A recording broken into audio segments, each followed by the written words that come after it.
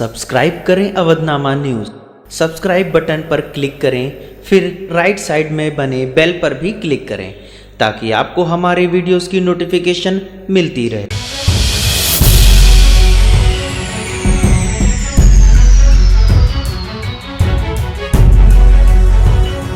Corona fighter के आज के एपिसोड में हम आपको गोरखपुर के मशहूर ऑर्थो सर्जन डॉक्टर खालिद रजा आजमी से मुलाकात के साथ ही उनकी बातें आप तक पहुंचाएंगे, जिन्होंने लॉकडाउन में हर रोज ऑपरेशन कर अब तक दर्जनों जाने किसी के धर्म के भी हों और मजहब जाने बिना उनकी जान बचाई है।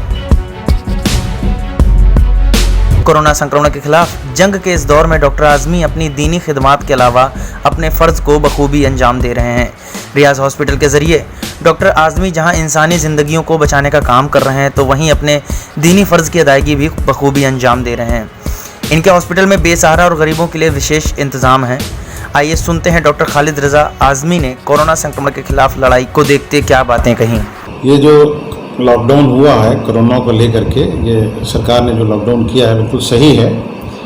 बस इसमें इस बात का ख्याल रखना है कि लॉकडाउन जो है वो हमें फॉलो करना चाहिए, चाहे हम किसी भी मज़हब के मानने वाले हों या किसी ज़ात और धर्म के हों, हमें उसको स्ट्रिक्टली फॉलो करना चाहिए।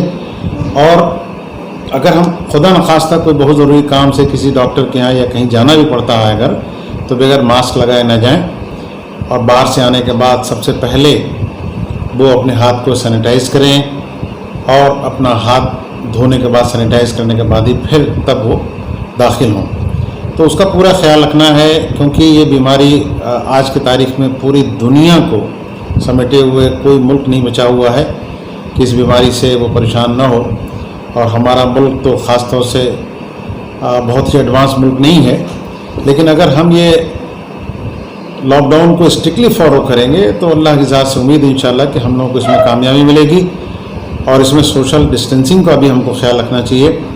अब जैसे मान लीजिए हम मुसलमान हैं, तो ये ना सोचें कि भाई हमें मस्जिद में ही नमाज हमारी सिर्फ अदा होगी, ऐसा नहीं सोचना चाहिए, कभी नहीं सोचना चाहिए। क्योंकि इसमें एक मरतबा ऐसा हुआ कि अल्लाह के रसूल सल्लल्लाहु अलैहि वसल्लम के ज़माने में बहुत तेज़ बारिश होने लगी, तो फजर की अज़ान में अल्लाह के रसूल सल्लल्लाहु अलैहि वसल्लम ने जो मौज़िन थे उनसे फरमाया कि तुम ये कहो कि लोग घरों पर नमाज़ पढ़ें, अपने मस्जिद में ना आएँ। देखिए एकदम साफ जाहिर है। तो जब अल्लाह के रसूल सल्लल्लाहु अलैहि वसल्लम ने ये बात फरमाई तो हमारी क्या औकात और हमारी क्या बिसात है।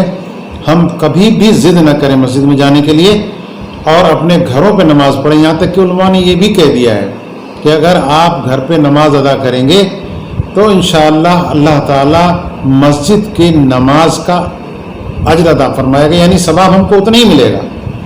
और दूसरा ये है कि हम अपनी सोशल डिस्टेंसिंग भी हम मेंटेन कर लेंगे, बाहर नहीं जाएंगे, हमको कहीं दूसरे से बीमारी लगेगी ही नहीं। क्योंकि किस आदमी के जिस्म में कोरोना वायरस है कहीं पता लगाना बहुत मुश्किल काम है। सर, आप एक डॉक्टर भी हैं और डॉक्टर के हैसियत से इम्यून सिस्टम की बड़ी बात हो रही है। जी हाँ, तो उसको सही करने के लिए या उसको बढ़ाने के लिए क्या इम्यून सिस्टम को बढ़ाने के लिए जो एक सस्ते तरीके से हो सकता है कि इंसान जो है विटामिन सी बहुत सस्ती गोली आती है, सक्सी करके आती है, रोज़ एक खा ले। या अगर मान लीजिए गोली नहीं मिल रही है तो सिट्रस फ्रूट्स जैसे हैं, नींबू है सबसे सस्ता है, वो रोज़ इस्तेमाल करें कसरत से, नींबू की चाय पिए। और संतरा अगर आदमी अफोर्ड कर सकता है तो संतरे को खाए, मतलब सिट्रस फ्रूट्स खाएगा तो उसका इम्यून सिस्टम स्ट्रांग होगा। और जिसका इम्यून सिस्टम स्ट्रांग होगा उसके अंदर कोरोना वायरस का अटैक नामुमकिन तो नहीं कह सकते, लेकिन ये कि हाँ बहुत मुश्किल होगा। इसलिए अब अपने आप को एक्टिव रखें। अब ये नहीं कि दिन भर सो रहा है। डॉक्टर साहब, आने वाले दिनों में रमज़ान का महीना भी स्टार्ट हो रहा, तो उसको लेके एक डॉक्टर होने के हैसियत से क्या सलाह देंगे आप? रमज़ान का मुबारक महीना आ रहा है, इसमें हर मुसलमान को जो बालिग़ मर्द औरत हैं उनको रोज़ा ज़रूर रहना चाहिए। और इस बात का भी ख्याल रखना है कि जैसे पहले रमज़ान में लोग जो है वो मस्जिदों के लिए तरावी के लिए परेशान रहते थे। भाई तरावी एक सुन्नत है और तरावी पढ़ना सुन्नत मुक़द्दा है। तो अब ये ना देखें कि साहब हम नहीं पढ़ पा रहे हैं तो क्या करें, मस्जिद में जाना नहीं जाएंगे तो कुरान सुन नहीं पाएंगे। तो वो उसका एहतमाम करें कि हुफ़ाज़ हाफिज़ तो काफ़ी मिल रहे हैं, काफ़ी हुफ़ाज़ घरों में बैठे हुए हैं, 4-4 5-5 लोग इकट्ठे हो जाएं और इंशाअल्लाह कुरान को सुन सकते हैं।